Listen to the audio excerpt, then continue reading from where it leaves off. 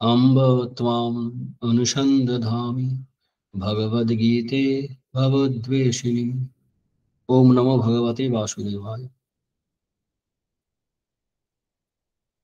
আমরা আগের ক্লাসে জ্ঞানের সাধন নিয়ে আলোচনা করছিলাম।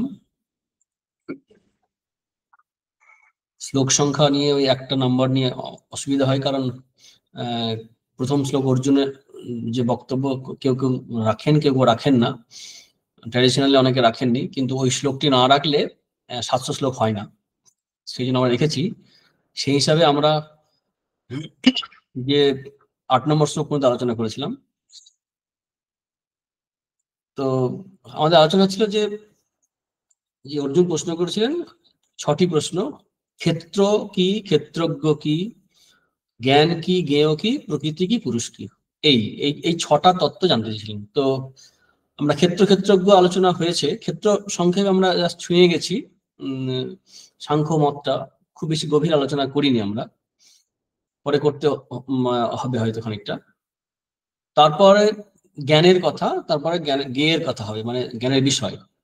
তো জ্ঞানের কথা আমাদের আলোচনা হচ্ছিল। জ্ঞান মানে কিন্তু জ্ঞানের সাধন, মানে জ্ঞান লাভ করার জন্য সাধনাগুলো করতে হয়, সেটাই আসলে এই ক্ষেত্রজ্ঞ আলোচনা করতে গিয়ে আমরা দেখেছি যে আমাদের যে স্বরূপ, সে যে ক্ষেত্রজ্ঞ, আর সেটা জানার জন্য যে সাধনার প্রয়োজন, সাধনা না থাকার জন্য আমরা ক্ষেত্রের সঙ্গে ক্ষেত্রজ্ঞকে নিজেকে এক করে ফেলি। সে কারণে যতগুলি আমাদের প্রস্তুতি থাকে না বলে আর কি, অ্যাকচুয়ালি যতগুলি সাধনার কথা বলা হয়েছে সেগুলোর উদ্দেশ্য হচ্ছে কি, আমাদের যে তাদাত্ম বুদ্ধি, অর্থাৎ ক্ষেত্রের সঙ্গে ক্ষেত্রজ্ঞের যে মিলেমিশে এক হয়ে গেছে, সাংখ্যের ভাষায় পুরুষ প্রকৃতি মিলে গেছে, যে বদ্ধ হয়ে গেছে, বিবেক নেই, মানে ভিন্ন বোধ নেই, এই যে একত্ব বুদ্ধি, তাদাত্ম বুদ্ধি ছেদ করাই হচ্ছে উদ্দেশ্য। কারণ এটা ছেদ না করলে আত্মস্বরূপ প্রতিষ্ঠিত হবে না, আত্মজ্ঞান হবে না। কিন্তু আত্মস্বরূপ প্রতিষ্ঠিত হওয়ার জন্য সাধন চতুষ্টয়ের কথা বেদান্ত বলে। শ্রীকৃষ্ণ এখানে খুব সহজ সরল ভাবে সেগুলোকেই 20টি সাধনার মাধ্যমে আলোচনা করছেন। এগুলো না করলে, শুধুমাত্র যদি আমি জানি আত্মস্বরূপ থিওরিটিক্যালি, অনেক সময় হয় না জ্ঞানের বদহজম, আমি ব্রহ্ম, আমি যা ইচ্ছে তাই করতে পারি, কারণ আত্মা জন্মে না, মরে না, যাকে তাকে মারতে পারি, এই যুক্তিগুলো চলে না। সেটা কেন চলে না সেটা আমরা বুঝতে পারি এই সাধনগুলো করলেই। কারণ এই সাধনার মধ্যে দিয়ে না গেলে, চিত্ত শুদ্ধি না হলে আত্মজ্ঞান হবে না। শুদ্ধ চিত্তেই তত্ত্বজ্ঞানের উদয় হয়, আর নাহলে বদহজম হবে। যেমন এই আমরা আগের ক্লাসে বলেছিলাম, প্রি অপস মানে অপারেশনের আগে, মেডিকেল ল্যাঙ্গুয়েজ বলে প্রি অপস, অপারেশনের আগে কিছু টেস্ট দেয়, বিপি, সুগার ইত্যাদি ইত্যাদি। তো এইগুলো টেস্ট করলে যদি দেখে সব ঠিকঠাক আছে, মোটামুটি প্যারামিটার, তাহলে অপারেশনে যায়, ডাক্তারবাবু অপারেশনে যাবেন তখন। তো তা নাহলে রিস্ক আছে। তেমনি আমরা আত্মতত্ত্ব বই পড়ে, কারো আলোচনা শুনে আমরা জ্ঞান লাভ করতে পারি, সেটা সম্পূর্ণ ওই পুস্তকস্থ তুজা বিদ্যা হয়ে থাকবে, আর বুদ্ধিতে আসলে হবে না, আত্মস্থ হবে না। তার জন্য এই জ্ঞানের সাধনগুলো খুব প্রয়োজন, যেগুলো আমরা আলোচনা শুরু করেছিলাম। প্রথম সাধনার ক্ষেত্রে 5টি শ্লোক আছে। 8 নম্বর শ্লোকে আমরা দেখেছি অমানিত্যম, অদম্ভিত্বম, অহিংসা, শান্তির আর্জবম, আচার্য পশ্চারং শৌচম, স্থৈর্যম আত্ম বিনিগ্রহ। বিস্তৃত আলোচনা যতটা সম্ভব আমরা করেছি। অমানিত্যম, ওই মান, আমাদের এই সবগুলোই দেখবো কি, আমাদের শরীরকে, আমাদের দেহ, মন, বুদ্ধিকে এই জগতের সঙ্গে এক কথায় আমাদেরকে আঁকড়ে ধরে রাখছে, নিজেদেরকে বেঁধে রাখছে। এখান থেকে সরে যাওয়ার জন্য এগুলো করা। আমাদের মান হয়তো শরীরকে নিয়েই, আমি অমুক বাড়ির ছেলে, অমুক বর্ণের ছেলে, আমি গৃহী, আমি সন্ন্যাসী, আমার গায়ের রং এরকম, আমি নারী, আমি পুরুষ, সব দেহকে ঘিরে, ক্ষেত্রকে ঘিরেই। তারপর যোগ্যতা, বিদ্যা, বুদ্ধি, সেখানে বুদ্ধি, স্কিল যেগুলো হয়, এগুলোকে ঘিরেই আমাদের মান তৈরি হয়, অভিমান তৈরি হয়, দম্ভ ওখান থেকে হয়, আমরা দেখেছি আগের ক্লাসে। অহিংসা নিয়ে আমরা আলোচনা করেছি বিস্তৃত আকারে, 81 রকমের, রামসুখ দাসজির যেভাবে ব্যাখ্যা করেছে সেই অনুসারে। শান্তি মানে সহ্য করা, ক্ষমা করা, শান্তি। আর্জবম সরলতা, কায় মনোবাক্যে সরল হওয়া। আচার্য উপাসনা, অর্থাৎ আচার্যের উপদেশ অনুসারে জীবনযাপন করার চেষ্টা এবং শ্রদ্ধা, এগুলো আলোচনা করেছি। শৌচ, ওই কায় মনোবাক্যে মানে শুদ্ধতা পালন করা, স্থৈর্য মানে কোনোভাবেই মানে কমিটমেন্ট মানে লেগে থাকা, ছেড়ে না দেওয়া। আত্মবিগ্রহ নিয়ে আলোচনা করেছি আমরা, আত্মনিগ্রহ যেটা বলা হয়, আত্মনিগ্রহ মানে মন সংযম, আত্ম মানে মন, তাই নিয়ে আমরা বিস্তৃত আলোচনা করেছি। এই আত্মনিগ্রহ কথাটা আমরা অনেকবার গীতায় পাই, বিভিন্ন সময় বিভিন্ন বিষয়ের দিকে আমরা আলোচনা করেছি। এখানে আমরা নামরূপকে ঘিরে আলোচনা করেছিলাম আগের ক্লাসে। নামরূপ তো এই জগৎ, আমরা জগৎকে যদি অ্যানালিসিস করে দেখবো কি নাম আর রূপ। আমি চিন্তা করছি, চিন্তার বিষয় হচ্ছে কি নাম অথবা রূপ, বা দুটো একসঙ্গে। যে এই যে নাম আর রূপ, সে খাবার জিনিসই হোক আর শোনার জিনিসই হোক আর দেখার জিনিসই হোক, এই নাম রূপ থেকে সেগুলো উৎসটা হচ্ছে নামরূপ। এই নামরূপ হচ্ছে ওই সচ্চিত আনন্দ নামরূপ, এই পাঁচটা বলা হয়। এই সচ্চিত আনন্দ একই, নামরূপও একই, অর্থাৎ এই পাঁচটা মিলেই হচ্ছে জগৎ সংসার। নামরূপ চেঞ্জ হতে পারে, যেমন সমুদ্রের ঢেউ, সমুদ্রের ঢেউ সমুদ্রের জল রূপে এক, কিন্তু সমুদ্র রূপে এবং ঢেউ রূপে আলাদা। এই বিচ্ছিন্ন করে দিচ্ছি কি নাম আর রূপ, একটা ফর্ম আসছে তার নাম দিচ্ছি ঢেউ, আমরা তরঙ্গ। আসলে দুটোই কিন্তু জল, সমুদ্র জল, ঢেউ জল, কিন্তু এই নাম রূপ আমাদের বদ্ধ করে রাখে। সেই নাম রূপকে রিপ্লেস করে ভক্তির দ্বারা ভগবানের চিন্তা করে কিভাবে সংযত হতে পারে আমরা, সেই দিকটা আমরা এখানে তুলে ধরেছি। বিভিন্ন আলোচনায় বিভিন্ন টিকাকার বিভিন্নভাবে আলোচনা করেন। আমরা এখানে আলোচনা করেছিলাম যে এই নামের জায়গায় ভগবানের নাম করা এবং রূপের জায়গায় ভগবানের রূপের চিন্তা করা, অর্থাৎ শ্রীরামকৃষ্ণের ভাষায় অবিদ্যা মায়া, এই জগৎ সংসার বিদ্যা মায়ার দ্বারা দূর করতে হবে। মানে একটা পায়ে কাঁটা আমাদের ফুটেছে, সেই আরেকটা কাঁটা এনে ওই কাঁটাটা বের করে দুটো কাঁটায় ফেলে দিতে হয়। তো চূড়ান্ত জ্ঞানের জন্য বিদ্যা মায়া অর্থাৎ সাধন ভোজন প্রভৃতির দ্বারা আত্মজ্ঞান লাভের পরে দুটোকেই ত্যাগ করতে হয়, জ্ঞানাজ্ঞানের পারে যাওয়া, যেটা শ্রীরামকৃষ্ণ বলতেন। সেখানে নামরূপের কথা আমরা আলোচনা করেছি, যোগানন্দজি মাঝের কথা, অদ্ভুতানন্দজির কথা আমরা আলোচনা করেছিলাম। এখন পরের যে শ্লোকটি হচ্ছে আজকে থেকে যেটা শুরু হবে, 9 নম্বর শ্লোক। ইন্দ্রিয়ার্থেষু বৈরাগ্যম অনহংকার এবচ জন্ম মৃত্যু জরা ব্যাধি দুঃখ দশানু দর্শনম। ইন্দ্রিয়ের বিষয়ে বৈরাগ্য। ইন্দ্রিয়ের বিষয় এগুলো আমরা আগে আলোচনা করেছি। ইন্দ্রিয় হচ্ছে 5টি ইন্দ্রিয়, এর বিষয় কি রূপ রস শব্দ স্পর্শ গন্ধ, যেগুলো এই আমরা আমাদের ভোগের বিষয় জগৎ সংসারে। এই বিষয়গুলো, এই 5টি বিষয় যা নিয়ে মন ভোগ করে, তার বিষয়ে বৈরাগ্য অবলম্বন করা, এটা জ্ঞানের সাধন। অর্থাৎ কেন কঠিন বলা হয় জ্ঞানের পথ, কারণ এই ইন্দ্রিয়ের একটা ইন্দ্রিয়ের যদি দুর্বল থাকে, সেই ইন্দ্রিয়ে কিন্তু আমাদের সমস্ত এনার্জি, টাইম সবকিছু চলে যায়, ইমোশন সব চলে যায়। তো ইন্দ্রিয়ের প্রতি, ইন্দ্রিয়ের অর্থের প্রতি বৈরাগ্য, মানে ইন্দ্রিয়ের বিষয়ের প্রতি বৈরাগ্য অবলম্বন করতে হবে। এটা আমাদের স্বাভাবিক যে বিষয়ের সঙ্গে ইন্দ্রিয় সন্নিকর্ষে আমাদের জ্ঞান হয়। আমরা 2য় অধ্যায়ে দেখেছি যে ধ্যায়ত বিষয়ান পুংস সঙ্গস্তে সোজায়তে, বিষয়ের চিন্তা করলে, ধ্যান করলে সেই বিষয়ে আসক্তি জন্মায়, আর আসক্তি থেকে আমাদের কিভাবে পতনের দিকে নিয়ে যায় সেটা আমরা দেখেছি। এখন এই ইন্দ্রিয়ের বিষয়ে বৈরাগ্য অবলম্বন করার উদ্দেশ্য হচ্ছে এই ক্ষেত্রের থেকে নিজেকে আলাদা করা। এই ইন্দ্রিয় ক্ষেত্রে আছে, মনও ক্ষেত্রের মধ্যে পড়ছে, এইগুলো থেকে বৈরাগ্য অবলম্বন করতে হবে, সেটা বলছে। বিরক্তি, বিরক্তি মানে বৈরাগ্য মানে শুনলে কেমন লাগতে পারে, বৈরাগ্য মানে পোশাক আশাক পরিধান করা নয়, বিশেষ পোশাক পরে আমি বৈরাগী হয়েছি এমন নয়। অন্তরের দিকটা, মনের দিকটা খেয়াল রাখতে হবে, খুবই গুরুত্বপূর্ণ অন্তরের দিকটা। এরপর আছে অনহংকার, মানে অহংকার না থাকা। অহংকার ক্ষেত্রের মধ্যে পড়ে, আগে বলেছি।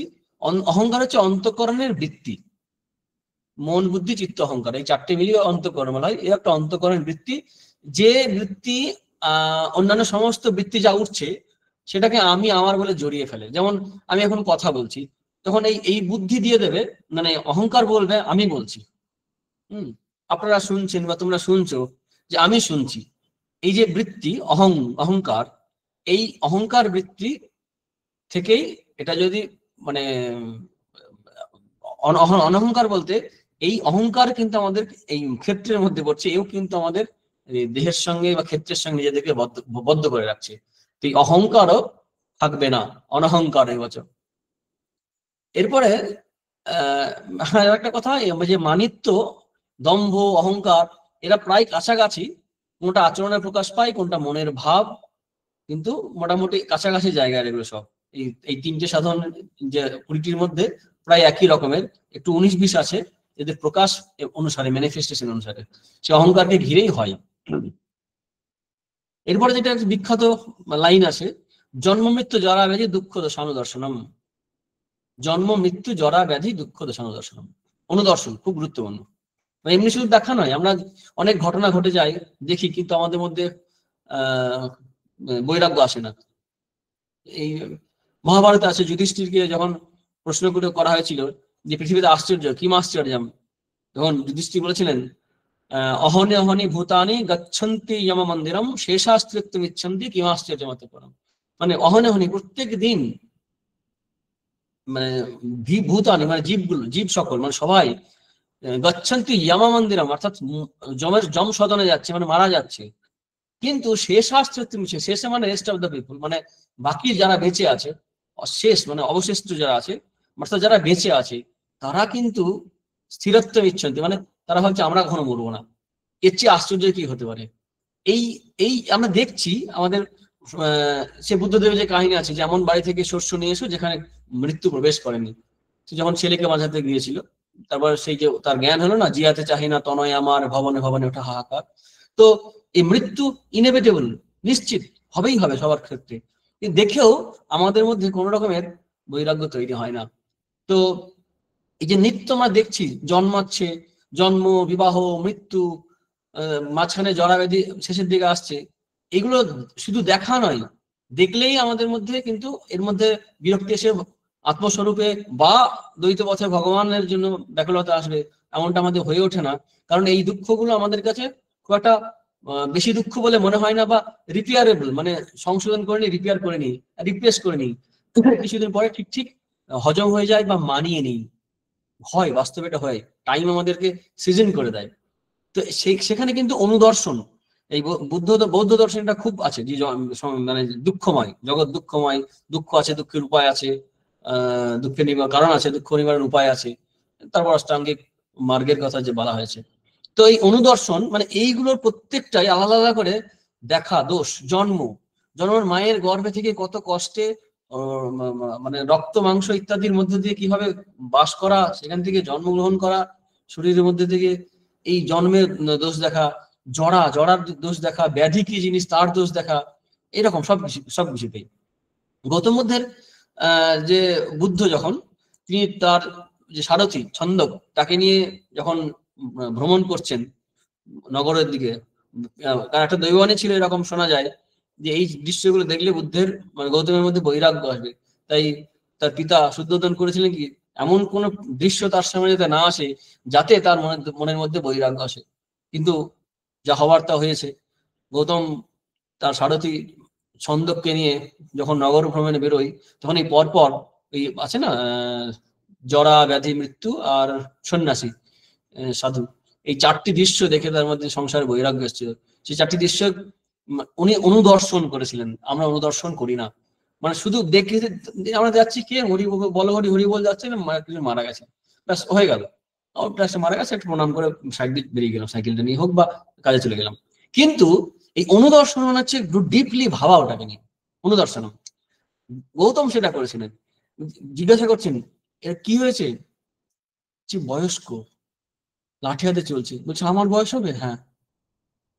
ছেলে রাহুল, মানে ওনার ছেলের নাম রাহুল, হ্যাঁ হবে। স্ত্রী, হ্যাঁ হবে। তখন এরকম সবার হবে, এরকম শরীর কুকড়ে যাবে, এরকম জরা আসবে, বার্ধক্য আসবে, হ্যাঁ আসবে। তারপরে আরেকটা দৃশ্য দেখছেন, ব্যাধি, অসুস্থ হয়ে পড়ে আছে, কফ কাশি নিয়ে, তখন বলছে এরকম, বলছে হ্যাঁ এগুলো হয় জীবের। চামান হবে, হ্যাঁ হতে পারে, এরকম করে যখন বলছেন, তারপরে একজনকে যখন নিয়ে যাচ্ছে খাটে করে, তখন বলছে কি যে শরীর থেকে মানে মানে প্রাণ চলে গেছে, তাই শরীরটা নিয়ে যাচ্ছে, দাহ করা হবে। তখন বলছে ওই একই ভাবে প্রশ্ন করছে, আমার হবে? তো বলছে হ্যাঁ হবে। তারপর বলছে ইনি কে? সন্ন্যাসী, এরকম শান্ত সৌম্য মুখমণ্ডল, তিনি সব ত্যাগ করে সত্যের সন্ধানে বেরিয়ে পড়েছেন। তখন বুদ্ধির মনের মধ্যে তার এই তোলা পড়া চিন্তা হতে থাকে, অনুদর্শন, এটাকে বলে অনুদর্শন। জন্ম মৃত্যু জরা ব্যাধি দুঃখানুদর্শনম। তো এই দেখাটা খুব প্রয়োজন। একটা গল্প মনে করছে এটা বলতে গিয়ে, খুব আগে ছোটবেলা বলবো না, মঠে যোগ দেওয়ার সময়, ছোটবেলায় বটে, প্রায় অনেক বছর আগের ঘটনা, 20-21 বছর বয়স, তখন শুনেছিলাম এই গল্পটি একজন সাধুর মুখে। সংসারে বৈরাগ্যের যে রূপ বলতেই পারি, সুন্দর গল্প, একদম বাস্তব চিত্র, ভয়ঙ্কর মনে হতে পারে। আহ একটি লোক ছুটছে, ছুটতে ছুটতে ছুটতে গিয়ে একটা গর্তে পড়ে গেছে। এই গর্তের পাশে একটা গাছ, আর সেই গাছের শিকড় গুলো এমন ভাবে গর্তে মানে জালের মতো হয়ে আছে, নেট, ওই পাটা আটকে গেছে। তো যিনি ছুটছিলেন তিনি উল্টো হয়ে পড়ে গেছেন, মানে সে উল্টো হয়ে পড়ে গেছে, তার পা দুটো আটকে গেছে শিকড় গুলোতে, আর মাথাটা নিচের দিকে ঝুলছে। নিচে একটা সাপ এরকম ফনা তুলে আছে, আর পাশে ওই যে শিকড় গুলো আছে সেটা দেখছে ইঁদুর গুলো কাটছে টুক টুক টুক করে। একটা ইঁদুর, বা ঠিক মনে হয়, হ্যাঁ একটা ইঁদুর বলেছিলেন, যে একটা ইঁদুরে ওই শিকড় গুলো একটু একটু করে কাটছে। আর উপর একটা মৌচাক আছে গাছে, মৌমাছিগুলো মাঝে মাঝে কামড়াচ্ছে, কিন্তু ওখান থেকে মাঝে মাঝে একটু করে মধু পড়ছে। সেই মধুটা এরকম করে উল্টো হয়ে আছে, তো ওই পিপাসা পাচ্ছে, একটু করে জিভটা বের করে মুখটা বের করে খাচ্ছে। আবার চিন্তাও করছে, আর মাঝে মাঝে মৌমাছিগুলো কামড়াচ্ছে, হাত এরকম এরকম করছে। সংসারের স্বরূপ এরকম ভয়ঙ্কর চিত্র মনে হয়েছিল। এই যে বাঘ যে তাড়া করছে পিছনে, অর্থাৎ আমাদের একটা একটা করে দিন চলে যাচ্ছে, জরার দিকে এগিয়ে যাচ্ছে। জরা, এই বাঘ হচ্ছে জরার প্রতীক, যে বাঘ তাড়া করেছে। আর এই যে নিচে ওই যে ইঁদুরে কাটছে শিকড় গুলো, যে কাল, প্রতি মুহূর্ত আমাদের চলে যাচ্ছে, একটা করে যে শিকড় কাটছে ইঁদুরে, আমাদের তেমনি প্রতিটা মুহূর্ত প্রতিটা দিন চলে যাচ্ছে।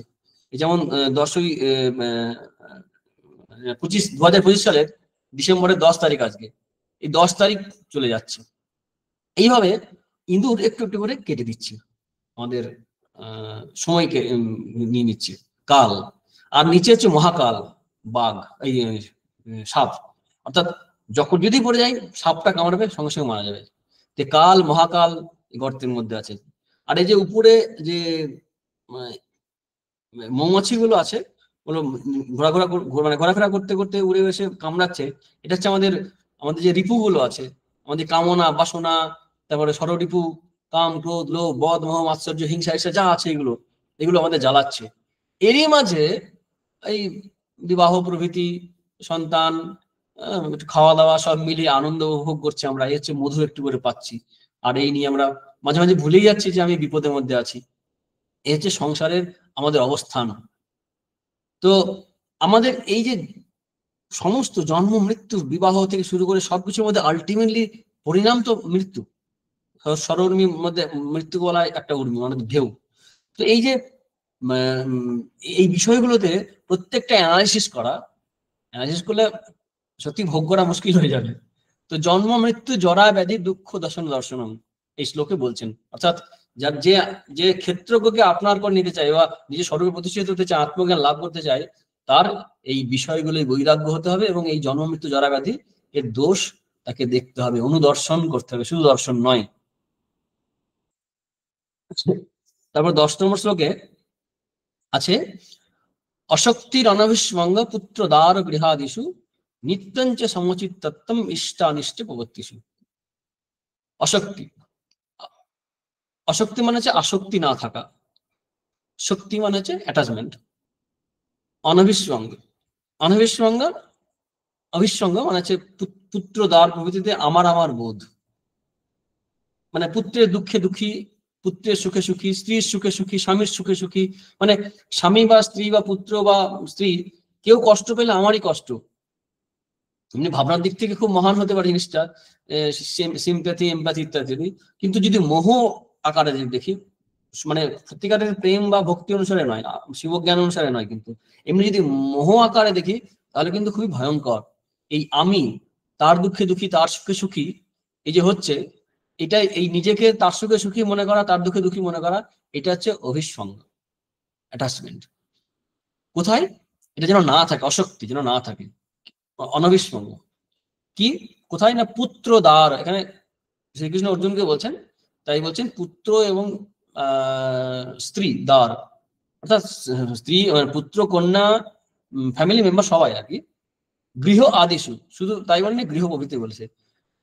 আমাদের এরকম অনেক সময় মনে হয় যে আমাদের আমরা বৃহদারণ্যক উপনিষদে পাই, তারপর ঐতরেয় উপনিষদে আছে সৃষ্টি তত্ত্ব যেখানে আলোচনা হয় অধ্যারোপ কাণ্ডে, যে আমরা যেন অপূর্ণ আছি, বিবাহ প্রভৃতির দ্বারা পূর্ণ হবে। অনেক মহাপুরুষ তুল্য ব্যক্তিরাও মনে করতেন এটা, যে বিবাহ না করলে একটা মানুষকে পূর্ণ ধরা হয় না। আমাদের এতেও আছে, শাস্ত্রেও আছে, কিন্তু সেটা একটা জায়গায়, ওটাকে ফাইনাল বলা হয়নি। তো ওই অধ্যারোপ পর্বে আছে আর কি। তো এই পূর্ণত্বের জন্য নিজেকে অপূর্ণ বোধ করে আমরা স্ত্রী পুত্র, ওখানে উদাহরণ আছে আমরা পাই, উদাহরণ মানে ঘটনা আছে, মানে বর্ণনা আছে। তেমনি আমাদের সন্তান না থাকলেও আমাদেরকে অপূর্ণ বলে মনে হয়। পিতা মাতা, এই অপূর্ণত্ব যে বোধ আছে, এটা এটা ডিজাইনটা এরকম, সৃষ্টিটা আছে যে আমরা নিজেদেরকে ফুলফিল করার জন্য, কমপ্লিট করার জন্য আমাদের এগুলো চাই। শুধু তাই নয়, আমাদের গৃহ চাই, বাড়ি গাড়ি যাকে বলছে আদি আছে, গৃহ আদি সবকিছু চাই, তা নাহলে আমরা পূর্ণ বলে নিজেদেরকে মনে করি না। কিন্তু একটু যদি বিচার করে দেখি, মানে সসীম বস্তু বা জীব, স্ত্রী পুত্র পরিবার, কন্যা স্বামী যেই হোক না কেন, এরা কখনোই আমার অসীম আকাঙ্ক্ষা মেটাতে পারবে না, সম্ভব নয়। কারণ মানুষ তো শুধু শরীর নয়, শরীরের প্রয়োজন বাইরের বস্তুর দ্বারা মিটে যেতে পারে। মনের খিদে, মনের প্রয়োজন তো অন্যরকম, আবেগের প্রয়োজন তো অন্যরকম। মনের জগতে, আবেগের জগতে কখনো কি সব পূরণ হতে পারে? পারে না। একই কথা পিতামা সন্তানের ক্ষেত্রে প্রযোজ্য, স্বামী স্ত্রীর ক্ষেত্রে শুধু বলছিলাম, সবার ক্ষেত্রে এটা প্রযোজ্য। আর অনেক সময় কি ভালোবাসার নামে আসক্তি, মোহ আছে কিনা আমরা বুঝতে পারি না, খুব কঠিন বোঝা। আর যদি কেউ ধরিয়ে দেয়, তাহলে তার উপর আমাদের রাগ হয়, যেটা আসক্তি, এটা মোহ। কিন্তু আমরা বোঝাতে চাই নিজেদেরকে, না এটা ভালোবাসা, এটা মোহ নয়, ইনফ্যাচুয়েশন নয়, এটা রিয়েল লাভ। বুঝতে পারে অনেক সময়। এখন মানে আমরা জ্ঞানের দিক থেকে যে আলোচনা করছি, এই যে পুত্রদার গৃহ প্রভৃতিতে আত্মবুদ্ধি করা, শ্রীরামকৃষ্ণের ভাষায় বলতে গেলে মায়া, দুটি কথা আছে, দয়া আর মায়া। স্ত্রী পুত্র পরিবারের প্রতি যে ভালোবাসা, সেটা হচ্ছে মায়া। আর অসহায় জীবের রক্ষার করার জন্য যে আমাদের ফিলিংস, সেটা হচ্ছে দয়া। এগুলো প্রয়োজন নেই? প্রয়োজন তো আছেই। ভগবান দিয়েছেন জীবের রক্ষার জন্য, অসহায় জীবের রক্ষার জন্য দয়া দিয়েছেন, আর স্ত্রী পুত্র পরিবারের রক্ষার জন্য বা স্বামী ইত্যাদির রক্ষার জন্য দিয়েছে মায়া। ডিজাইন এরকমই করা আছে, সিস্টেম সৃষ্টির এরকমই করা আছে। কিন্তু এতে কি হয়, সংসারেই বদ্ধ হয়ে থাকতে হয়, দেহে ক্ষেত্রে বদ্ধ হয়ে থাকতে হয়। ক্ষেত্রজ্ঞ আত্মস্বরূপের জ্ঞান, এটা জ্ঞান তত্ত্ব আলোচনা আছে, সেই জ্ঞানে আমরা যেতে পারি, প্রতিষ্ঠিত হতে পারি না। এইগুলোর সময় যদি আমাদের অ্যাটাচমেন্ট তৈরি হয়, তাহলে আমাদের এই অপূর্ণত্ব যে বোধের কথা বলছিলাম, সেটা পূর্ণ হবে কিভাবে না, আমাদের অনন্ত আশা মিটবে অনন্তকে পেলে। আর সে অনন্ত ভগবান ছাড়া বা আত্মস্বরূপ ছাড়া কেউ হতে পারে না, কিছু হতে পারে না।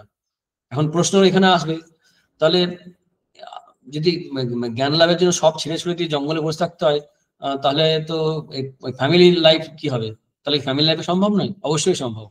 জঙ্গলে থাকলেই, একা থাকলেই যে আত্মজ্ঞান লাভ হবে, কোনো মানে হয় না। ঘর বাড়ি ছেড়ে অনেক নারী পুরুষই একা একা থাকে।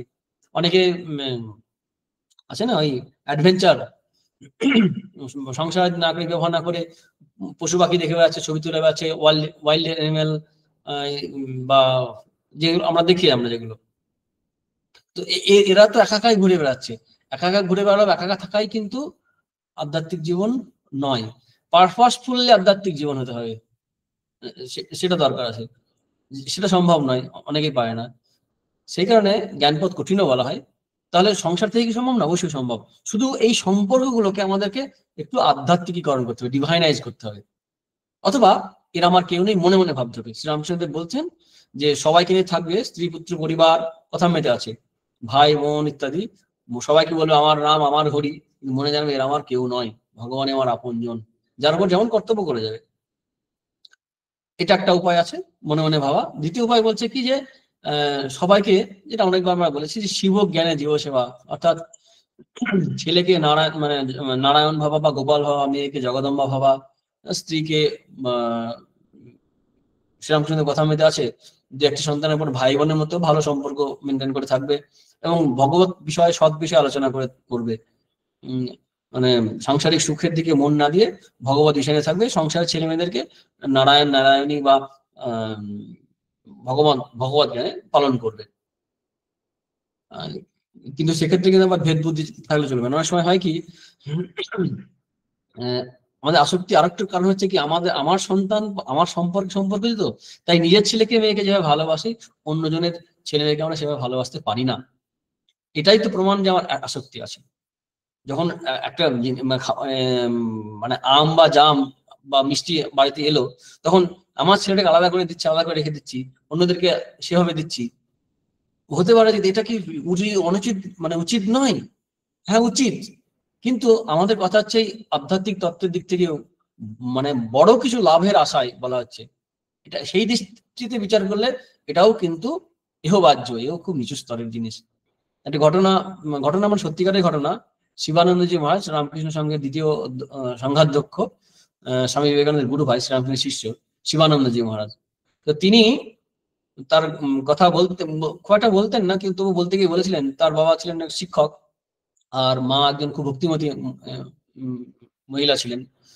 তো সেই মা তার সন্তানকে ওই উনি ওনার পিতা করতেন কি, অনেক ছাত্রদেরকে, গরিব ছাত্রদেরকে এনে পালন করতেন। ও মা করতেন কি, মহারাজের মা মানে তারক মহারাজ শিবানন্দজি, তার মা সবাইকে একই চোখে দেখতেন। পাড়ার কোনো মেয়ে যদি স্মরণ করে দিতে, তোমার ছেলেটা একটু দেখো, একটা মাত্র ছেলে, বুঝলি আমার ছেলে নারায়ণ মানে ভগবানের দেওয়া, ভগবান দেখবে, এরকম করে আলাদা করে দেখতে না। সবার জন্য পোশাক আশাক খাওয়া দাওয়া একই বন্দোবস্ত ছিল বাড়িতে। খুব কঠিন, খুবই কঠিন, আমরা পারি না, এটা পারবো না। নিজের ছেলেকে একটু হলেও আমরা একটু আলাদা করে দেখি, আলাদা করে ভাবি। এই যে আলাদা করে ভাবি, আলাদা করে দেখি, এই জায়গা থেকে মনে রাখতে হবে এটা খারাপ নয়, কিন্তু যদি আমরা আত্মজ্ঞান লাভ করতে চাই, জ্ঞানের পথে আসতে চাই, তাহলে কিন্তু আমাদের এই জায়গাটা থেকেও বেরিয়ে আসতে হবে। শুধু শুধু আত্মপর বুদ্ধি, সেটা ক্ষেত্রকে নিয়েই তো, শরীরকে ঘিরেই তো, তাই না? সুতরাং সেখান থেকে আমাদের বেরিয়ে আসতে হবে। ঠিক আছে, পুত্র দ্বার ইত্যাদি, এবং গৃহ আদি মানে হচ্ছে এই যে নিজের শরীর, এটাও তো একটা ঘর, এখানে বাস করছি। বাড়িঘর তো যেমন আছে, বাড়ি গাড়ি আছে, তেমনি আমরা আগে আলোচনা করেছি যে অনিকেত, দ্বাদশ অধ্যায়ে ভক্তের লক্ষণ গিয়ে, অনিকেত স্থিরমতি ভক্তের লক্ষণ আমরা পেয়েছি, যে বাড়িতে বাস করে যেন ভগবানের মন্দিরে বাস করে ইত্যাদি আমরা পড়েছি, আলোচনা করেছি। শুধু তাই নয়, জ্ঞানের পথে যারা আছেন তারা মাঝে মাঝে বলেন এই শরীরটা একটা দেহ, ঘর, দেহ ভাণ্ড, তার প্রতিও যাতে আমাদের অহং বুদ্ধি না থাকে। শরীর, ওই যে অনহংকার আমরা পড়লাম, আলোচনা করলাম, মানে শরীরে আমাদের আমি বুদ্ধি থাকে, মনে থাকে। আমি যদি বুদ্ধিমান হই, তাহলে সেই বুদ্ধির অহংকার, আমি বুদ্ধিমত্তার অহংকার থাকে। আমরা মজা করে বলতাম ছাত্রদেরকে, অনেকের ঘুম হয় না রাত্রে, নিজেকে বুদ্ধিমান হবে অহংকারে। তো এই মানে মানে অহংকার এমন একটা জিনিস যা কোন বিষয়কে আঁকড়ে ধরে আমি আর আমার করে, এই এই জায়গা থেকেও বেরোতে হবে। গৃহাদিশু মানে আদিশু বলে ছেড়ে দিয়েছেন শ্রীকৃষ্ণ, অর্থাৎ সমস্ত কিছুতে কোনো কিছুর প্রতি যদি অ্যাটাচমেন্ট রেখে আমরা যদি ব্যবহার করি, তাহলে আমরা কিন্তু নিজেদেরকে বেঁধে ফেলছি দেহের সঙ্গে, মানে ক্ষেত্রের সঙ্গে। মানে ক্ষেত্রজ্ঞ ছাড়া সবই তো ক্ষেত্র, মানে ক্ষেত্রজ্ঞ ছাড়া, অর্থাৎ মন থেকে শুরু করে সব, সাক্ষী চৈতন্য যদি যদি আমরা আগে আলোচনা করেছিলাম, সেটা বাদ দিয়ে যা কিছু আছে, যা কিছু দৃশ্য, যা কিছু অনুভবের বিষয়, জ্ঞানের বিষয়, আমার সবই ক্ষেত্র, তার সঙ্গে আইডেন্টিফাই করছি, নিজেকে এক করে ফেলছি। আমি দুঃখ নই, আমি আমি দুঃখী মানে দুঃখ আলাদা, আমি আলাদা। আমি সুখী নই, তার সুখ আলাদা, আমি আলাদা। মনের যে অবস্থা, তার সঙ্গে নিজেদেরকে আমরা এক করে ফেলি।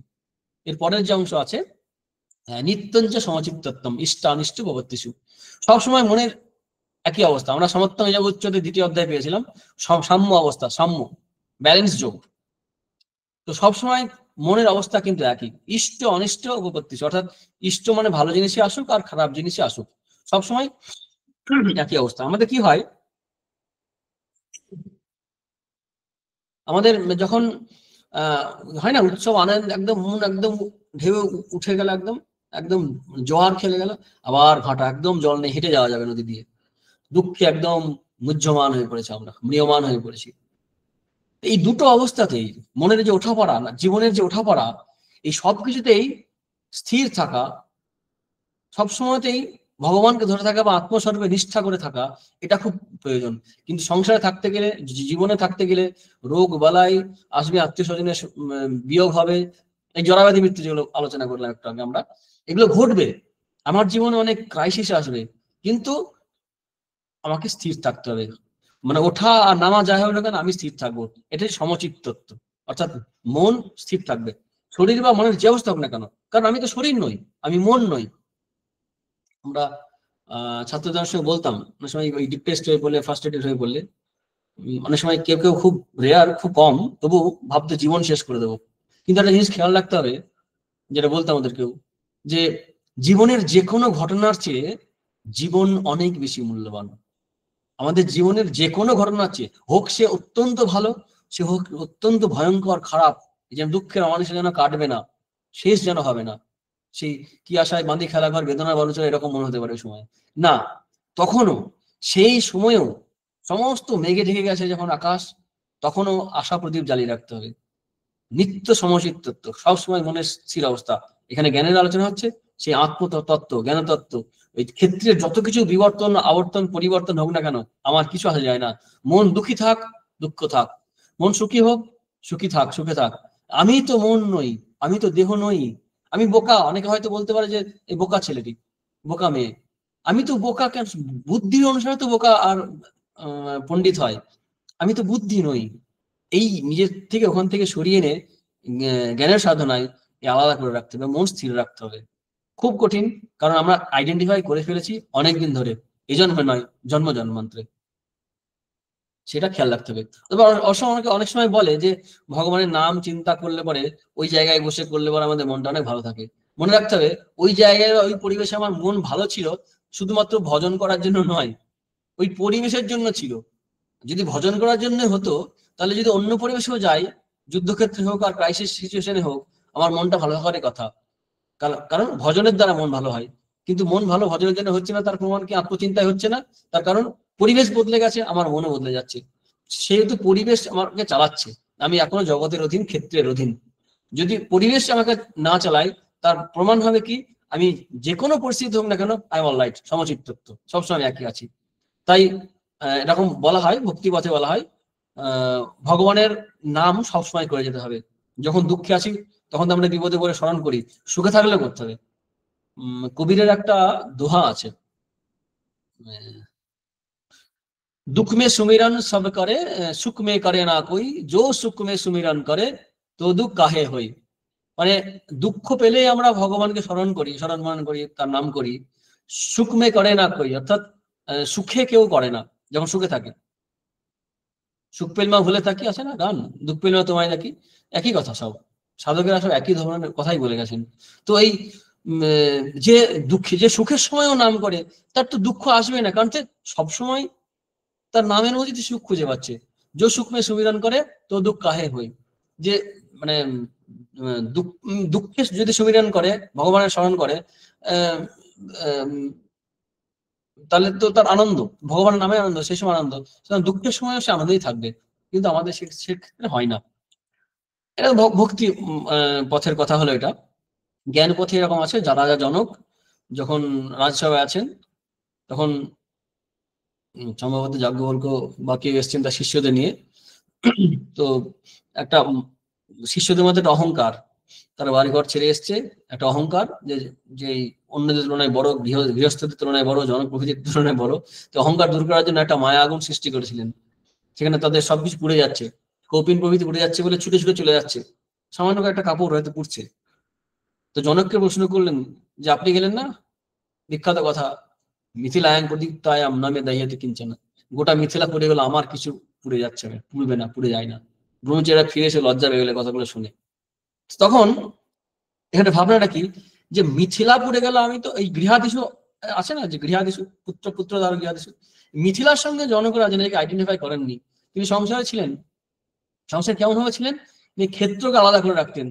ক্ষেত্রের জায়গায় আমি আলাদা, আমি ক্ষেত্রজ্ঞ, শরীর নয় আমি। জনক রাজা, সে তো শরীরটা রাজা, মন বুদ্ধি পরিচালনা করছে তা রাজা, আমি তো তা নই। এই যে দেহাত্মবুদ্ধি বা পুত্রাত্মবুদ্ধি, স্ত্রী আত্মবুদ্ধি, স্বামী আত্মবুদ্ধি, এইগুলো ত্যাগ করাটা প্রয়োজন। এই শ্লোকে আমরা এটাই পেলাম যে আসক্তি ত্যাগ পুত্রদার গৃহাদেশ। আর মনের যে কোনো অবস্থায় হোক, বুদ্ধির যে কোনো অবস্থা হোক না কেন, আমার কোনো পরিবর্তন হবে না, সেইখানে সেইটা ভেবে মনটাকে স্থির রাখা খুব জরুরি। 11 নম্বর শ্লোকে বলছেন ময়ি চানন্য যোগেন ভক্তির অব্যাভিচারিণী বিবিক্ত দেশ সেবিত্তম আরতি জনসংসদী। এখানে ভক্তি কথা বলা হচ্ছে। ভক্তি যেহেতু অন্যান্য অধ্যায়ে আমরা অনেক আলোচনা করেছি বিস্তৃত, দশম অধ্যায়ে করেছি, নবম অধ্যায়ে করেছি, অনেক জায়গায় আলোচনা হয়েছে, সপ্তম অধ্যায়ে হয়েছে। তো অনন্য যোগ মানে একমাত্র ভগবানকে সর্বস্ব করা, অনন্য, অন্য নেই। অব্যভিচারী ভক্তি অর্থাৎ ব্যভিচার নেই, অর্থাৎ একই নিষ্ঠা রাখা ঈশ্বরের একই রূপকে। যদিও সীতাপতি আর লক্ষ্মীপতি এক, তবু আমি ওই সীতাপতি অর্থাৎ রামচন্দ্রকেই আমি পছন্দ করি। হনুমানের যে নিষ্ঠা ছিল যে শ্রীনাথ জানে কিন্তু অভেদা পরমাত্মা তথাপি মম সমস্যা রামকে মনে ছিল, ওই এক রূপে নিষ্ঠা। আরেকটু বড় হলে, আরেকটু অভিজ্ঞতা হলে পরে অনেক সময় আমরা করি কি না, সর্বভূতে তিনি আছেন, সেই ভগবানকেই ভালোবাসা। তো এই যে অব্যভিচারী ভক্তি, অর্থাৎ এখানে ভগবান ছাড়া কাউকে না ভালোবাসার কথা বলা হচ্ছে। মই চ অনন্য যোগে না ভক্তির অব্যভিচারিণী। আর বাকিদের কি ক্ষেত্রে কি হবে একটু আগে আমরা আলোচনা করলাম, যে মনে জানবে কেউ নয় অথবা শিবজ্ঞানা জীব সেবার কথা যে বলা হলো, সেই সেই দর্শন অনুসারে আমরা সংসারে থাকতে পারি। তো জ্ঞানের সাধনে কিন্তু ভক্তির যে বড় ভূমিকা, অনেক সময় বলে যে জ্ঞান পথ আলাদা, একেবারে তা নয়, ভক্তি পথেও জ্ঞান হয়। এই উদাহরণ আমরা আগে আলোচনা করেছি। এই কাশীতে শ্রীরামকৃষ্ণের যে দর্শন হয়েছিল, মহামায়া পথ ছেড়ে না দিলে যে জ্ঞান হয় না, মহামায়া পথ ছেড়ে দেন, সেখানে ভক্তি পথেও হয়, কষ্ট করে হয় না, কারণ ওটা বুঝতেই পারি না যে কিভাবে এই জগৎ সংসার আমার কাছে আলাদা হয়ে গেল, ভগবানই সর্বস্ব হয়ে গেল যখন আস্তে আস্তে ধীরে ধীরে, তখন তার ছাড়তে কষ্ট হয় না। আর জ্ঞানের পথে প্রথমে এই সমস্ত গুলো সাধনা করতে হবে, বেশ কঠিন।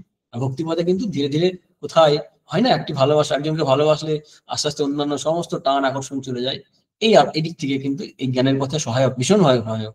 বলতে গেলে ভক্তিপথ দিয়েও জ্ঞান লাভ হতে পারে, কিন্তু ভক্ত অনেক সময় চায় না। কিন্তু এখানে বলছেন যে এটাও একটা জ্ঞানের সাধন। তারপর কি বিবিক্ত দেশ সেবিত্তম আর অরতি জনসংসদী। বিবিক্ত সেবিত্ত মানে নির্জন বাস। নির্জন বাস, নির্জন বাস বলতে একটা ঘটনার কথা মনে পড়ছে। একজন মহারাজ মজা করে হাসতে হাসতে বলছেন যে একটি ফ্যামিলি আমাদের রামকৃষ্ণ মিশনে গেস্ট হাউসে থাকবেন। এক ভদ্রলোক এসে বলছেন, মহারাজ ঠাকুর তো বলেছেন নির্জন বাসের কথা, তো কদিনে আমি আশ্রমে বাস করতে চাই, সাধন ভোজন করবো আর গেস্ট হাউসে থাকবো। যে বা খুব ভালো কথা, কবে আসছেন? তো বলবো যে এই দিন আসছি। তো মহারাজ আমরা 3 জনে আসছি। 3 জন মানে মানে সপরিবারে? মানে সপরিবার নির্জন বাস? নির্জন বাস তাহলে বাড়িতেই তো ছিলেন, তাহলে এখানে এসে লাভটা কি হলো?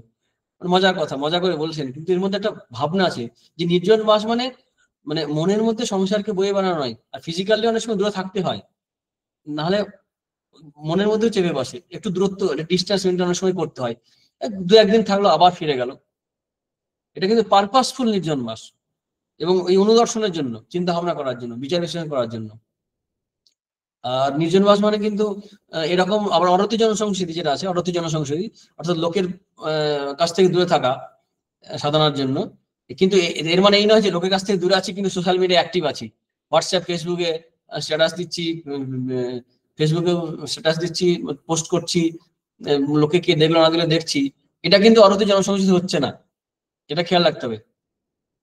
আর এই নির্জন বাস কিসের জন্য? না এই অনুদর্শনের জন্য, মানে আত্মতত্ত্ব অনুধাবন করার জন্য, ক্ষেত্রজ্ঞকে জানার জন্য, কোনটা ক্ষেত্র কোনটা ক্ষেত্রজ্ঞ এগুলো বোঝার জন্য, আত্মজ্ঞানের জন্য। কিন্তু সাধারণভাবে প্রস্তুতি না নিয়ে নির্জন বাস করলে কিন্তু বোরিং লাগবে। কেউ আমাকে পছন্দ করে না, কেউ আসছে না, বা কারোর সঙ্গে আমি নেই, কিরকম লোনলিনেস ফিল করে, বোরিং বোরিং লাগে। আসলে ওর ক্ষেত্রে কিন্তু এটা খুব ভয়ঙ্কর। সেক্ষেত্রে কিন্তু লোকের সঙ্গে থাকলেই ভালো। মনে রাখতে হবে নির্জন বাস কিন্তু উদ্দেশ্য নয়, এটা একটা গুরুত্বপূর্ণ কথা। নির্জন বাস ভক্তদের ক্ষেত্রেও, সাধকের ক্ষেত্রেও বা জ্ঞানীর ক্ষেত্রেও নির্জন বাস কিন্তু উদ্দেশ্য নয়। উদ্দেশ্য হচ্ছে ভগবান অথবা আত্মজ্ঞান। নির্জন বাস কখনোই উদ্দেশ্য নয়, মানে নির্জন থাকতে হয় এমনটা নয়। কিন্তু নির্জন বাস, নির্জনতা প্রিয়তা, এটা কিন্তু আধ্যাত্মিক লক্ষণ হিসেবে ধরা হয় না, খুব ভালোভাবে বিশ্লেষণ করলে বলে। আত্মজ্ঞান অর্থাৎ আত্মতত্ত্ব, তাতে যদি প্রতিষ্ঠিত হতে যায়, প্রতিষ্ঠার জন্যই কিন্তু এই নির্জনতা। অথবা ঈশ্বরের জন্য।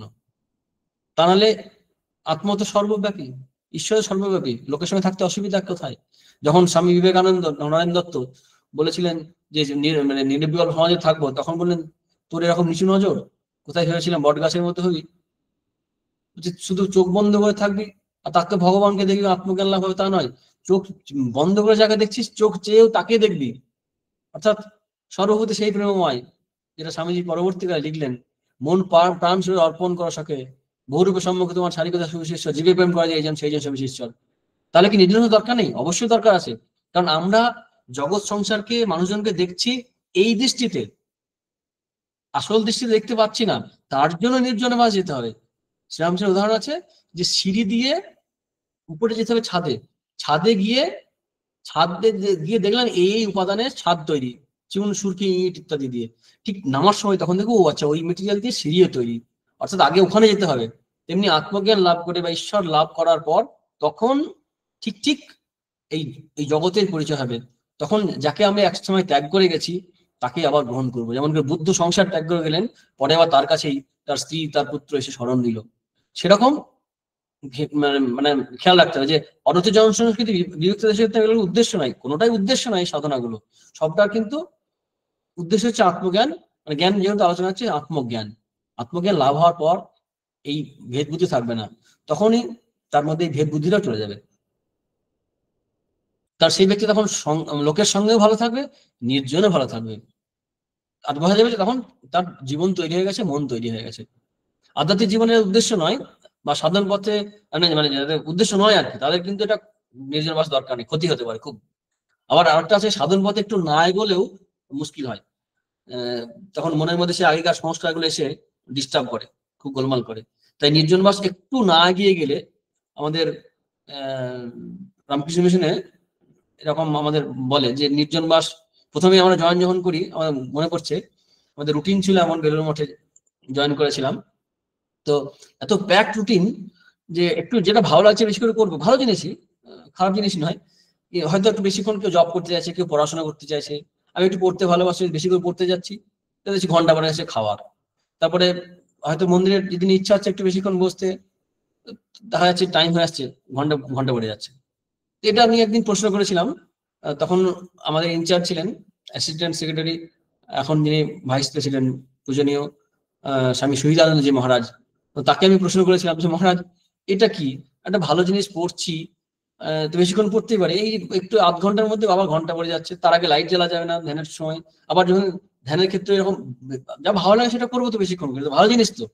উনি খুব সুন্দর একটা কথা বলেছিলেন, সেটা যত দিন যাচ্ছে বুঝতে পারছি যে দেখ, শুধু ভালো লাগা নয়, ভালো বা খারাপ দুটোকেই ছাড়ার অভ্যাসটা করতে হবে, অনাসক্তি।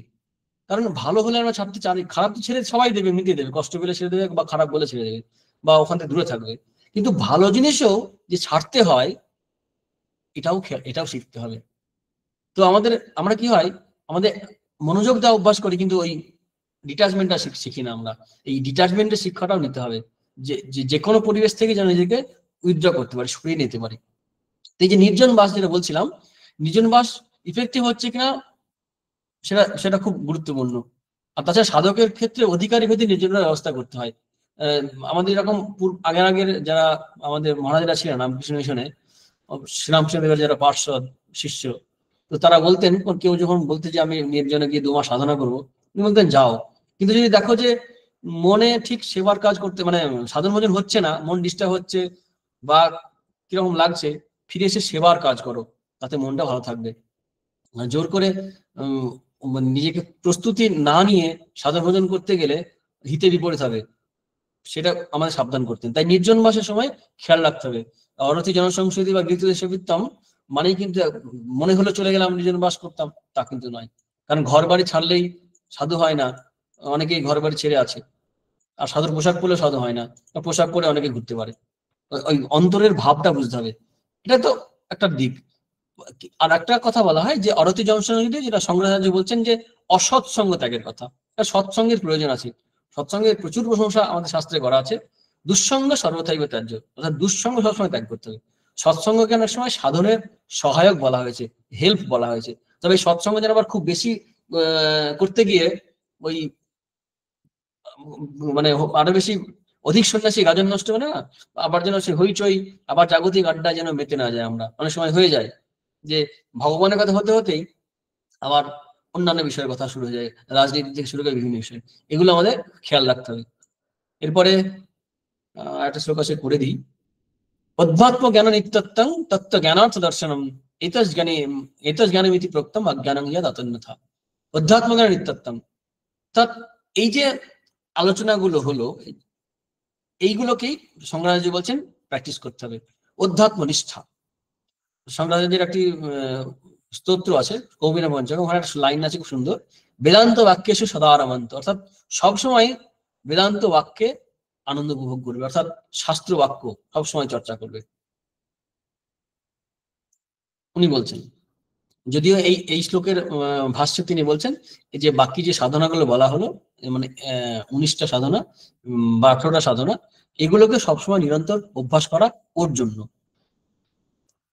আবার অন্যজন কেউ কেউ ব্যাখ্যা দেয় যে এগুলো হচ্ছে অন্তরঙ্গ বহিরঙ্গ সাধন। এই যে 20টা সাধনার কথা বলা হচ্ছে, অন্তরঙ্গ সাধনা আছে কি শ্রবণ মনন নিধিধ্যাসন, এটা খুবই গুরুত্বপূর্ণ। আর এটা হচ্ছে কি ওই বিবেক বৈরাগ্য সৎসম্পত্তি মুমুক্ষুত্ব সাধন চতুষ্টয়, বিবেক বৈরাগ্য সৎসম্পত্তি এবং মুমুক্ষুত্ব সাধন চতুষ্টয় বলে। এই সাধন চতুষ্টয় হচ্ছে বহিরঙ্গ সাধন, কিন্তু খুব গুরুত্বপূর্ণ। আমরা বুঝতেই পারলাম এতক্ষণ আলোচনাতে আমরা। এরপরে যেটা সাধনা, এটাই বলা হয় অধ্যাত্ম নিত্যত্বম, যে মানে বেদান্ত বাক্য শ্রবণ করবে। আর শ্রবণ মানে এমনি কিরকম শোনা না, এদের কিন্তু অজ্ঞান দূর হয়ে যাবে শ্রবণম, শ্রবণ। আর মনন কি, মনের দ্বারা সংশয়, ডাউট, যে আমি সচ্চিদানন্দ হতে পারি কি করে, এই তো দেহ মন নিয়ে আছে, এরকম এরকম দেখতে, এরকম কাজ, আমার কত রকমের সুকর্ম আছে, কুকর্ম আছে, পাপ বোধ আছে, পুণ্য বোধ আছে, এইগুলো থেকে কি করে মুক্ত হওয়া যাবে, তা সেই ব্যক্তি কি করে সচ্চিদানন্দ হতে পারে, এই ডাউট গুলো, এই যে ষটলিঙ্গ আছে, উপক্রম উপসংহার অভ্যাস পূর্বতা, এর দ্বারা বিচার দ্বারা ত্যাগ করতে হবে, বিচারের দ্বারা, এটা মনন করা বলা হয়। এরপরে নিধিধ্যাসন, অর্থাৎ বিপরীত ভাবনা, উল্টো ভাবনা যাতে না হয়, এরকম বলা হয় যে এর দ্বারা আমাদের মনকে সবসময় নিযুক্ত রাখতে হবে। অধ্যাত্ম জ্ঞান নিত্যত্বম, এই আত্মানব অধিকৃত অধ্যাত্ম, এই আত্মবিষয়ক তত্ত্ব সবসময় চর্চা করবে। বেদান্ত বাক্যে সদা রমন্ত, তো এই আত্মতত্ত্বের আলোচনা সবসময় যুক্ত থাকা এবং সাধন, এই যে সাধনগুলো বলা হলো সেগুলো অভ্যাস করা, এই যে প্রথম থেকে যে বলা হলো অমানিত্যম আদম্বিত্যম থেকে, এটা হচ্ছে উদ্ভাবন নিত্যত্বম। আর তত্ত্বজ্ঞান সময় আছে তত্ত্ব জ্ঞানের প্রয়োজন কি, তত্ত্ব জ্ঞানার্থ, তত্ত্ব জ্ঞানের অর্থ মানে প্রয়োজন, সেটাও আলোচনা করা, তত্ত্ব জ্ঞানার্থ দর্শনম। অর্থাৎ যদি আমার এগুলো প্রয়োজন না থাকে, কেন এগুলো ফালতু শুনতে যাবো, পড়তে যাবো, আলোচনা করতে যাবো?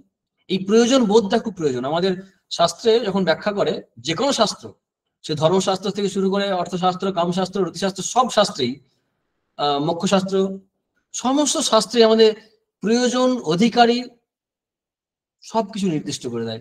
কি প্রয়োজন, কেন আমি পড়বো, কেন জানবো?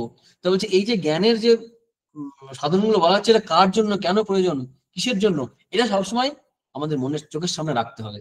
তত্ত্ব জ্ঞানার্থ দর্শনম, তাহলে কি হবে, আমার সাধনায় প্রবৃত্তি হবে, তাহলে প্রবৃত্তি হয় না। তাই এই প্রয়োজনের বিষয়েও মনে মনে আলোচনা করতে হবে, যে এর জন্য আমার জীবন, এটা আমার টার্গেট, এটা আমি করতে চাইছি। এই হচ্ছে ঘটনা। আর তাছাড়া এই যে 20টি সাধনার কথা বলা হলো, এগুলো যদি আমরা কিছুটা পরিমাণে পালন করি, আলোচনা থেকে আমরা বুঝতে পারছি যে আত্মজ্ঞান যদি লক্ষ্য নাও হয়, তাহলে নিজের মনের শান্তির জন্যও কাজে দেবে এগুলো। এই হচ্ছে আমাদের 20টি সাধন। এর উল্টোটা হচ্ছে অজ্ঞান। এতস জ্ঞানম, এটা হচ্ছে জ্ঞান, মানে এটা জ্ঞানের সাধন। প্রত্যম অজ্ঞানং ইয়াদ অতন্যথা, এর উল্টোটা হচ্ছে অজ্ঞান। যেমন এই অসৎসঙ্গ, বাস, তারপরে ভগবানকে না মানা, জাস্ট উল্টে দিলেই হলো এগুলোকে। তারপর আসক্তি, স্ত্রী পুত্র পরিবারের স্বামীর প্রতি, তারপরে পরিস্থিতির সঙ্গে নিজের মনকে ওঠানামা করা, নিত্যঞ্চ সমচিত্ত না হয়ে, তারপর জন্মামৃত যারা ব্যক্তি, এগুলো দোষ না দেখা, এগুলো ঠিক আছে এরকম হয় বলে চালিয়ে দেওয়া, ইন্দ্রিয় আসক্তি আছে, তারপরে হিংসা, যেগুলো হলো এই যে উল্টোটা, হচ্ছে অজ্ঞান, অর্থাৎ এর দ্বারা আত্মজ্ঞান লাভ হবে না। তো যে উদ্দেশ্যে এই সাধনগুলো করার কথা, সেটা উদ্দেশ্যটা কি না, ক্ষেত্রজ্ঞ বিভাগ যোগ, অর্থাৎ ক্ষেত্র মানে এই ক্ষেত্রের সঙ্গে ক্ষেত্রজ্ঞের যে আলাদা হবে, এই সাধনাগুলো প্র্যাকটিস করলে পারে। এইগুলো যদি আমরা করতে পারি, তখন যখন আত্মতত্ত্ব শ্রবণ করব, তখন মনে হবে না এটা কোনো আজগুবি গল্প শুনছি আত্মা সম্বন্ধে, ঈশ্বর সম্বন্ধে, বা এখানে আত্মা সম্বন্ধে, যে অসম্ভব বলে মনে হবে না। আমাদের মন প্রস্তুতি না থাকার জন্যই অবাক হয়ে দেখি এইটা সম্ভব নাকি, এটা হয় নাকি, হতে পারে না। আর তাছাড়া বিপরীত ধারণা তো প্রচুর পরিমাণ আছে, যে আমাদের সাইন্টিফিক নলেজ আছে, এটা এরকম নয়, এটা এরকম নয়, এই বুদ্ধিগুলো আছে। সুতরাং এগুলো আমাদেরকে উল্টো ভাবতে সাহায্য করবে। বেশিরভাগ ক্ষেত্রে আমাদের মন প্রস্তুত নয়।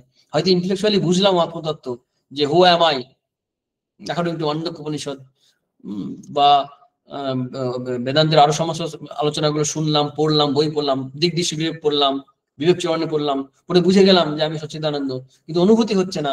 আর আগে যে প্রবলেম ছিল তার সঙ্গে আরো প্রবলেম জুড়ে গেল, আধ্যাত্মিক সমস্যা তৈরি হয়ে গেল মনের মধ্যে। সেই কারণে অধিকারিত্ব অর্জন করা খুব প্রয়োজন। আর তার জন্য সাধনগুলো মেটিকুলাসলি করতে বলা হয়। এইটা হলেই তবেই জ্ঞান হবে। জ্ঞানের সাধন হিসাবে জ্ঞান বলা হচ্ছে। তার দ্বারা জ্ঞেয় বস্তু, জ্ঞানের বিষয় আমরা জানবো। সেই জ্ঞানের বিষয় কি আমরা পরের দিনের ক্লাসে আলোচনা করব। সেখানে দেখবো, বলবেন যে জ্ঞেয়ং ইয়াত্ত প্রয়োগস্বামী যজ্ঞাত্ত অমৃতমস্নুতে অনাদিমত পরম ব্রহ্ম নাসাত তন্না সদুচ্যতে। 13 নম্বর শ্লোক। সেই জ্ঞেয় কি, যা তোমাকে বলবো, শ্রীকৃষ্ণ বলছেন, যা জানলে অমৃতত্ব লাভ করবে। এই যে প্রয়োজন তত্ত্বজ্ঞান দর্শনম, সে অমৃতত্ব লাভ হবে, সেটা জ্ঞানের বিষয়। আর তার জন্য তোমাকে এই সাধনগুলো আগে করতে হবে, নাহলে শুধু শুনে যাবে, কোনো কাজে লাগবে না। থাক নাকি? হ্যাঁ, প্রণাম মহারাজ। 13 নম্বর থেকে পরের দিন হবে। আমরা মহারাজের কাছ থেকে এতক্ষণ ক্ষেত্রজ্ঞ বিভাগ যোগের উপরে, ক্ষেত্রজ্ঞ থেকে ক্ষেত্রকে কিভাবে আমরা আলাদাভাবে দেখতে পারি তার সাধন সম্পর্কে মহারাজের কাছ থেকে অত্যন্ত সমৃদ্ধ একটা আলোচনা আমরা উপভোগ করলাম। তাই এখন প্রশ্নোত্তর পর্বের সময় এসে গেছে। তাই যদি আজকের আলোচনা থেকে আপনাদের মধ্যে থেকে কারোর প্রশ্ন বা জিজ্ঞাসা থেকে থাকে এবং পূর্ববর্তী প্রসঙ্গভূত আলোচনার সঙ্গে প্রসঙ্গভূত যদি কোনো প্রশ্ন থেকে থাকে, তাহলে আপনারা অকপটে মহারাজের কাছে রাখতে পারেন। মহারাজ সেগুলো উত্তর দেওয়ার চেষ্টা করবেন। অনুগ্রহ করে প্রশ্নগুলো রাখবেন আপনারা। সন্দীপ, খুব ভালো বললে। মহারাজ উত্তর দেওয়ার চেষ্টা করবে, এটাই তুমি বলবে। উত্তর দেবেন, সবসময় পারা যায় না। প্রণাম মহারাজ। হ্যাঁ, চেষ্টা করবো। বলো। আলোচনা করলে আর কি বিষয়টা পরিষ্কার হয় খুব। আমাদের প্রতিদিনের জীবনের পরিচিত জিনিস নয় তো। একদম মহারাজ। বিজ্ঞানের জিনিসগুলো আমাদের কাছে অপরিচিত হলেও অ্যাস্ট্রোফিজিক্সের তত্ত্বগুলো মনে হয় যেন আমাদের খুব পরিচিত। জানি আমরা চন্দ্র, সূর্য, নক্ষত্র, গ্রহ সব জানি, আর স্বাভাবিক আমাদের নিজেদের পরিচিত জিনিসগুলো মনে হয়, কিন্তু এগুলো কিন্তু খুব অপরিচিত মনে হয় আত্মতত্ত্ব। সেখানে প্রশ্ন করলে আরো বেশি ক্লিয়ার হয়। একদমই মহারাজ। স্বপন খুলেছে, খাবার কিছু প্রশ্ন আছে, বলো। মহারাজ প্রণাম। হ্যাঁ মহারাজ, আমার একটু জিজ্ঞাসা ছিল যে আমরা ধরুন কোনো কাজ যখন খুব মন দিয়ে করি, সকলে মিলে দলবদ্ধ হবে, যখন কাজ খুব মন দিয়ে করি, তবে কাজ করতে কোনো সময় তো ছোটখাটো কিছু ত্রুটি বিচ্যুতি হয়ে থাকে আমাদের। সেই ছোটখাটো ত্রুটি বিচ্যুতিকে অবলম্বন করে যদি অপর কোনো ব্যক্তি আমাদেরকে কটূক্তি করে, তাহলে পরে আমাদের মন তো তখন অশান্তিতে ভরে ওঠে। এই অশান্তি থেকে, মানে ওইরকম পরিস্থিতিতে যে অশান্তি মনে উৎপন্ন হচ্ছে, সেরকম মনের অশান্তি থেকে আমাদের পরিত্রাণের উপায় কিভাবে সম্ভব? হ্যাঁ, এটা সবার সমস্যা। এটা সাধুরও সমস্যা, চোরেরও সমস্যা, সবার সমস্যা। যে কেউ কিছু বললে বা কটু কথা বললে লাগে। শ্রীরামকৃষ্ণদেব বলেছেন যে কুটস্থ বুদ্ধি চাই, মানে কামারশালের ন্যায়। মানে একটা লোহা আছে, ভারী লোহা, তার উপরে ছোটখাটো লোহার জিনিস ভেঙে মেরে মেরে যে যন্ত্রপাতি তৈরি করে, সেরকম আর কি। তো ওই বুদ্ধি আনতে হবে। যখন বলে তখন তো লাগে, সেখানে একটু হজম করতে হয়, তারপরে বুদ্ধি দিয়ে বিচার করতে হয়, করে ওটা ওখান থেকে এই বিচারগুলো তখন আসতে চায় না। এই যে আলোচনাগুলো হলো না, আমরা সবাই জানি অনেক কিছু জিনিস, বেশিরভাগ জিনিসই দেখবে খুব সাধারণ ভাবে নিলে পরে খুব সবাই জানি। আমরা বিশেষ করে আলোচনা করছি ক্ষেত্র অ্যাঙ্গেলে, তাই বড় কিছু মনে হচ্ছে। আদারওয়াইজ কিন্তু এই যে হিংসা না করা, অহংকার না করা, বাড়িতে বলে না, সবাই বলে, আমরা বলে থাকি। এইগুলোরই সবই এই বেশি বেশি লাই দিস না ছেলেটিকে, বলে না। তো এই যে অ্যাটাচমেন্ট ইত্যাদি ইত্যাদি, মোহ ধরেছে একদম, এই সবগুলো আমাদের দেখবে জানা, এগুলো এরকম হয় সংসারে, এগুলো সবগুলো আমরা জানি। এই বিচারটা আসে না। বিচারটা আনাটা যখন আনতে পারি আমরা না, তখনই কিন্তু আমাদের জীবনে চেঞ্জটা, ট্রান্সফরমেশনটা শুরু হয়। ওই সময়ে অন্যদের সঙ্গে পার্থক্য তৈরি করে দেবে আমার, কারণ আমি তখন ওইটাকে হ্যান্ডেল করবো অন্যভাবে। অর্থাৎ প্রথমত হচ্ছে এই ঘটনাটা দেখে নিতে হবে যে আমার দোষ আছে কিনা, দোষ নেই, ঠিক আছে। এগুলো আমাদের অনেক ফেস করতে হয়, সত্যি কথা। দোষ যদি থাকে সংশোধন করবো, দোষ না থাকলে পরে গ্রাহ্য করবো না। যে সময় বলে ওই সময়টা একটু লাগবে, একটু ইঞ্জেকশন যখন দেয় না ওই সময় একটু লাগে, কিন্তু বেশি ভাবে আমরা আগে আর পরে, মানে বিশেষ করে আগে আর কি, কত লাগে কত লাগে কত লাগে, কিন্তু এই গালাগালি পাওয়া বা অপমান পাওয়ার পরে ভাবে বেশি করে আমরা। কিন্তু দুটো কথাই কিন্তু, কিন্তু ওটা আমরা মনের মধ্যে আলোড়ন চলতে থাকে, ভাবতে থাকি। কিন্তু নিজেদের মধ্যে চেষ্টা করতে হবে যে আমার তো কোনো দোষ নেই, তবু আমাকে কেন এটা বলা হলো, যে বলা হলো সে জানে না, ভুল করেছে, তাকে ক্ষমা করে দাও, শান্তির আর যেমন। হ্যাঁ, আর যদি সমাজের জন্য প্রয়োজন হয়, উচ্চ অবস্থা তো আমাদের সবাই একই অবস্থা নেই, সাধনার ক্ষেত্রে সাধনার কি অবস্থা আছে আমাকে দেখতে হবে। যদি একমাত্র ভগবানকে উদ্দেশ্য করে থাকি, সংসার সমাজে আমার কাছে গুরুত্বপূর্ণ নয়, সব ছেড়ে ছুড়ে আমি যা করছিস কর বাবা, নিয়ে নিয়ে জমি জায়গা, আমার অসুবিধা নেই, তা না হলে কিন্তু আমার যদি সেই অবস্থা না থাকে এবং যদি প্রয়োজন বোধ থাকে, আমার বুদ্ধি থাকে, আমার কিন্তু তীব্রভাবে প্রতিবাদ করতে হবে, আন্দোলন করে বোঝাতে হবে। কিন্তু খেয়াল রাখতে হবে এটা কিন্তু উচ্চ অবস্থা নয়, ঠিক আছে। যেমন অনেকে বলে স্বামী বিবেকানন্দ বলেছেন মাছ ডিম মাংস খেতে, আরে কখনো স্বামী বিবেকানন্দ বলেননি যে মাছ ডিম মাংস খুব উচ্চ প্রকৃতির খাবার, কখনো কোনো জায়গায় স্বামীজি বলেননি। উনি প্রয়োজনের দিক থেকে অ্যালাউ করেছেন, হ্যাঁ খাও, অসুবিধা নেই, কিন্তু এটা উচ্চ অবস্থা বলে লাভ নেই। হিংসার ক্ষেত্রে তাই, বা এসব যে ট্রিটমেন্ট গুলোর ক্ষেত্রে। আধ্যাত্মিক দিক থেকে বলতে গেলে অহিংসা, ক্ষমা কোন পর্যায়ে যেতে পারে ভাবা যায়? মেরেছে কলসির কানা তাই বলে প্রেম দেবো না, এটা অহিংসা কি স্তরে। একজন সন্ন্যাসীকে সিপাহী বিদ্রোহের সময় স্বামীজি উল্লেখ করেছিলেন, তার ভারতীয় বিবেকানন্দ লেকচারে আছে, যে যখন মুসলমান শিবরা আক্রমণ করেছিল তাকে মারছে, সম্ভবত মুসলমানের আক্রমণ করেছিলেন, তখন উনি বলছেন তুমি সেই তত্ত্বমসি তত্ত্বমসি, তাকে মেরে কেটে দিল, তবু তার প্রতি ক্ষমা। এই ক্ষমা কিন্তু সবার জন্য প্রয়োগ করা উচিতও নয়, করার কথাও নয়, ওই নীতি। মানে অন্যায়কারীকে শাস্তি দিতে হবে, দণ্ড দিতে হবে, এটাই স্বাভাবিক। দণ্ড না দেওয়াটা হচ্ছে অস্বাভাবিক, হয় দুর্বল না তুমি মহাপুরুষ। এখন আমাকে ঠিক করতে আমি কি অবস্থায় আছি, এই বুঝে, পরিস্থিতি বুঝে নিজেকে নিজের জায়গায় দাঁড় করাতে হবে, ঠিক আছে। হ্যাঁ মহারাজ, অনেক।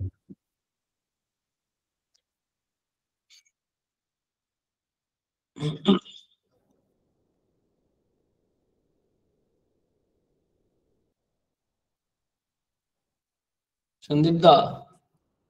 হ্যাঁ, প্রণাম মহারাজ। এখনো যদি আপনাদের মধ্যে থেকে কোনো প্রশ্ন থেকে থাকে, তো অনুরোধ জানাচ্ছি মহারাজের কাছে প্রশ্নগুলো রাখার জন্য।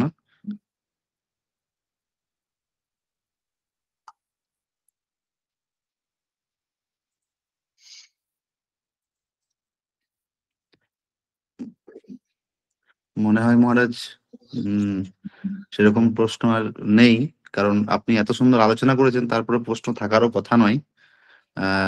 তো স্বপনদা আমাদের পক্ষ থেকে খুব সুন্দর একটা প্রশ্ন মানে রেখেছিলেন, তার জন্য স্বপনদাকে অসংখ্য ধন্যবাদ। এবং আজকের প্রায় আমরা 8টা বেজেও গিয়েছে ঘড়িতে, তাই আহ আজকের ক্লাসে যারা উপস্থিত ছিলেন আমাদের সঙ্গে, তাদের প্রত্যেককে আবার একবার আন্তরিক কৃতজ্ঞতা জানাই এবং নমস্কার জানাই।